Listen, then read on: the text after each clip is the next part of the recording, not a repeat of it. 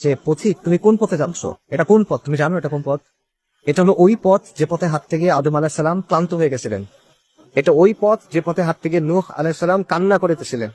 এটা ওই পথ যে পথে হাঁটতে গিয়ে ইব্রাহিমকে আগুনে ছুড়ে ফেলা হয়েছিল। এটা ওই পথ যেখানে হাঁটতে গিয়ে ইসমাইলকে শোয়ানো হয়েছিল জবেহ করার জন্য।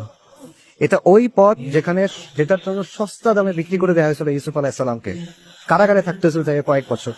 এটা ওই পথ যেখানে হাঁটার জন্য জাকারিয়াকে করাত দিয়ে দ্বিখণ্ডিত করা হয়েছিল।